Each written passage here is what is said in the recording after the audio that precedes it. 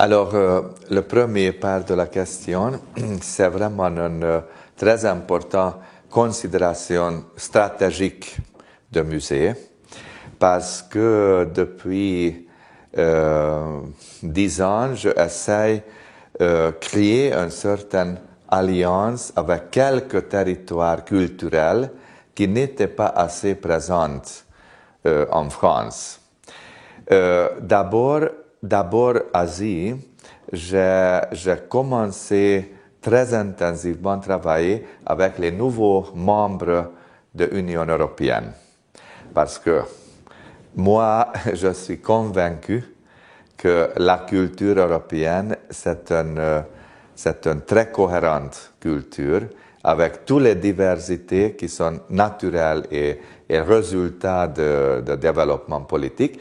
Europe égale où sont les frontières de l'Union européenne dans ce moment, où sont les frontières des pays de Schengen, où sont les frontières de zone de euro.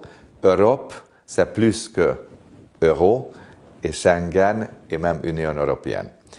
Je suis convaincu que nous avons besoin tous les moments, toutes les secondes, avoir cette conscience de cette grande Europe, grande comme territoire, qui est peut-être plus grande comme l'Union européenne, et grande dans le sens vertical historique.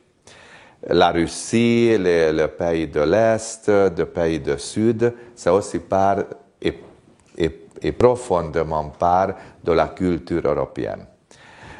Personne ne peut pas, même pour une seconde, penser que Dostoïevski ou Bulgakov ou Tchaïkovski, ce n'est pas européen. Complètement égal si la Russie n'est pas membre de l'Union européenne. Et personne ne peut pas penser qu'un écrivain, un cinéaste serbien ou croatien, c'est pas Europe seulement parce que leurs pays, dans ce moment, ne sont pas dans l'Union européenne. J'espère que même politiquement, économiquement, ça va développer, mais ce n'est pas mon métier, mais la culture, bien sûr.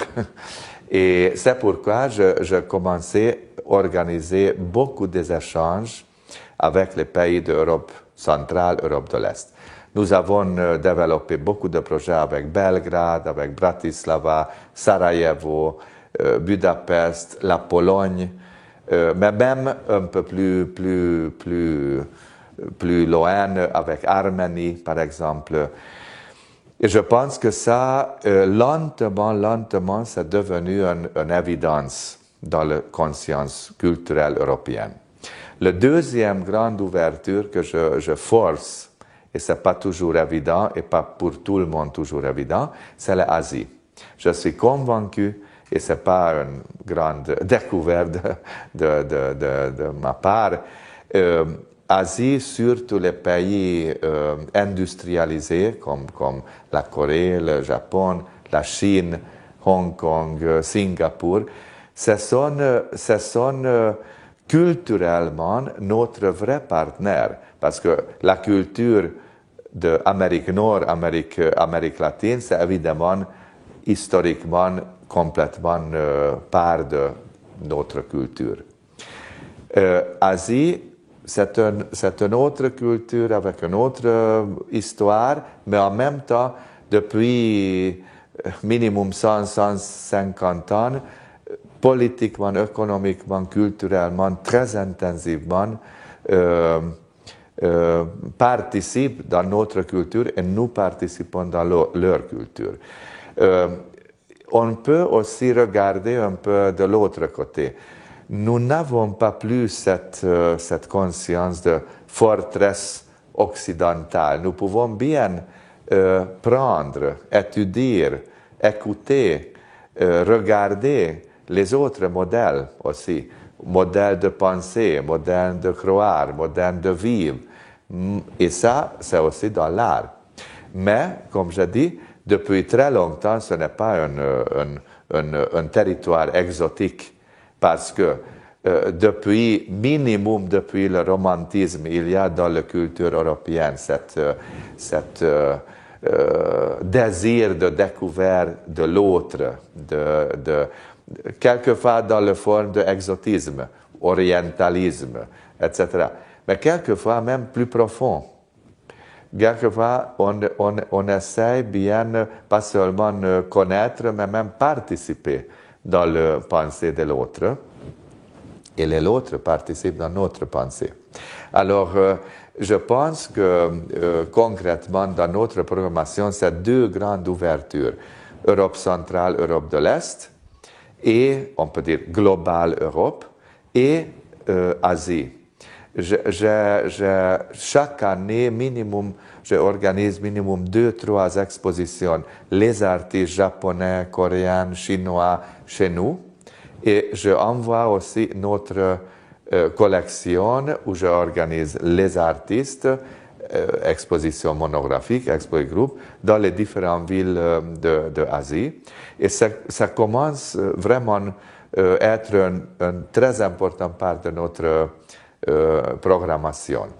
Nous sommes peut-être toujours naturellement après le Centre Pompidou qui a beaucoup plus moyen réaliser cet global programme, mais nous sommes, je pense, en France, une seule musée qui a une importante collection des artistes d'Europe centrale, Europe de l'Est, et des artistes contemporains de Japon, de Corée, de Chine. Ça veut dire la politique de la collection, qui est une intégration muséologique qui crée une base pour une future élaboration de cette grande culture. Ça continue, ça marche très bien. Notre politique d'acquisition, régulièrement, systématiquement, regarde ces deux territoires. Ce n'était pas très facile au début, parce que notre comité d'acquisition, c'est pas toujours et pas nécessairement comprendre cette longue stratégie. Mais là, je peux dire qu'il faut argumenter, et le temps travaille pour nous. Parce que qu'est-ce que ce n'était pas évident 10 ans, maintenant c'est évident. Je veux aussi dire que quand j'ai commencé à Saint-Étienne, Union européenne, c'était beaucoup plus petit. Un an après, en 2004, 1er mai 2004, on a intégré 10 nouveaux pays. Ça veut dire une gigantesque ouverture, la plus grande ouverture de l'Union européenne, qui n'est pas seulement une question de territoire, c'est la culture.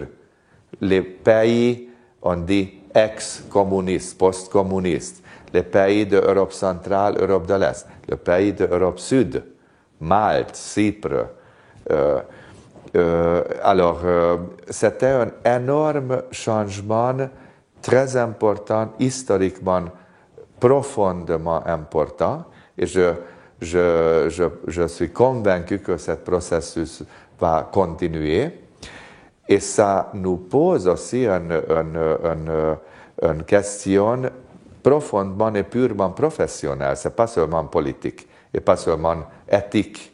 C'est aussi professionnel. Pourquoi on part sur l'art et sur la culture européenne comme une homogénéité, comme une cohérente culture jusqu'à 1945, et après on coupe? La mentalité, mais même la vie de beaucoup de millions et millions européens n'était pas coupée. C'était les conditions politiques, économiques, idéologiques, c'était différent. Mais la culture, ça restait. Et c'était toujours une référence. Ça continuait, ça créait de nouvelles formations. Alors, dans les années 50, 60, pour un écrivain polonais, Goethe restait Goethe, et Malraux restait Malraux, et Stendhal restait Stendhal. On n'a pas coupé la culture.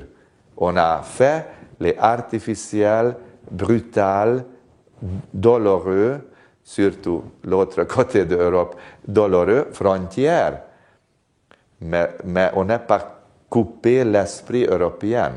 Un Beethoven, c'était Beethoven, et restait Beethoven, et va rester Beethoven.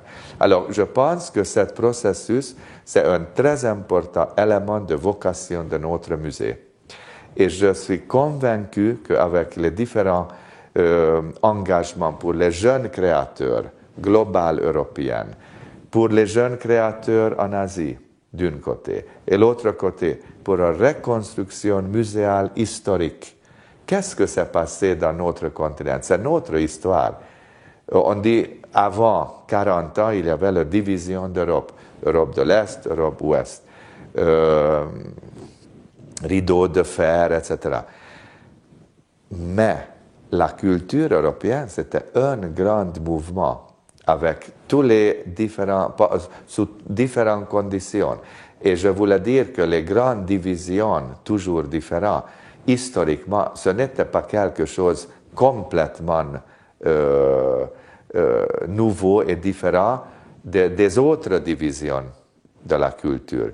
Sud, nord, catholique, protestante, empire ottoman et l'empire occidental, germanique et latine. Alors, il y a énormément beaucoup de divisions pour différentes périodes qui créent cette vision que, oui, ce sont les complètement différentes sensibilités, différentes cultures, différentes valeurs.